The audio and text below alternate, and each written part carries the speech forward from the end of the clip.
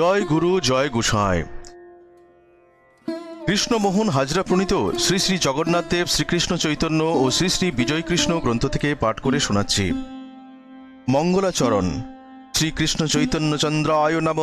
আজনুলম্বিত ভুজৌ কনকাবদাতৌ সংকীর্তনৈক পীতরৌ কমলায়তাক্ষৌ বিশ্বম্ভরৌ দ্বিজোবরৌ যুগো ধর্মপালৌ বন্দে জগৎ প্রিয়করৌ করুণাবতারৌ নম ত্রিকালো সত্যায় জগন্নাথ সুতায় চ সবৃত্তায় সপুত্রায় সকলত্রায় তে নমঃ। শ্রী চৈতন্য ভাগবত। অনুবাদ।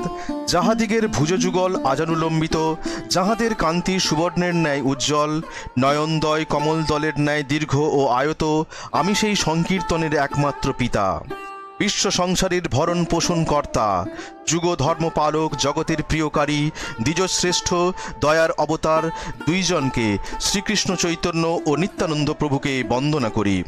নাথ, তুমি তিন কালেই সত্য, তুমি জগন্নাথ মিশ্রের তনয়, তোমার ভৃত্য পুত্র বাৎসল্য স্নেহের পাত্র ও কলত্রের সহিত তোমাকে নমস্কার করি। শ্রী শ্রী বিজয়কৃষ্ণ প্রভু, যিনি শ্রীকৃষ্ণ চৈতন্যের দ্বিতীয় কলেবর, বলিয়াছেন, শ্রীকৃষ্ণ চৈতন্য পূর্ণতম ভগবান, জগতে এমন লীলা আর হয় নাই। ভগবান দুই ভাগ হইয়া সামান্য উঁকি দিয়ে চলে গেছেন। এমন একদিন আসবে যখন জগৎ সব মৃদঙ্গময় হয়ে যাবে, অনেক ইংরাজ ভেসে যাবে।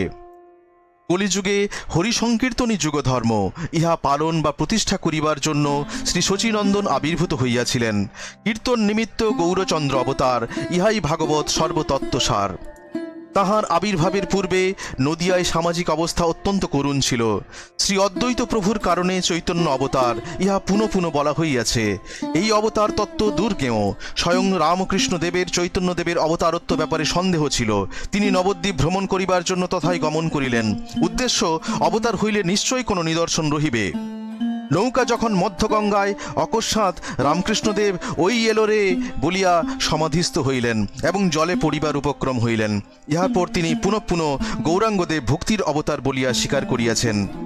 তিনি বলিতেন, তিনি জগন্নাথ দেব দর্শনে যাইলে তাহার আর প্রত্যাবর্তন হইবে না, কারণ চৈতন্যদেবের ভাবরাশি তাহাকে প্রবলভাবে অভিভূত করিবে। অদ্যাপি সেই লীলা করে গোরা রায়, কোনো কোনো ভাগ্যবানে দেখিবারে পায়। প্রথমেই এই আলোচনা করিবার উদ্দেশ্য এই যে, পরবর্তীকালে চৈতন্যদেবের অন্তর্ধান রহস্য উদ্ঘাটনের ব্যাপারে উহা সাহায্য করিবে। জয় গুরু জয় গোসাই।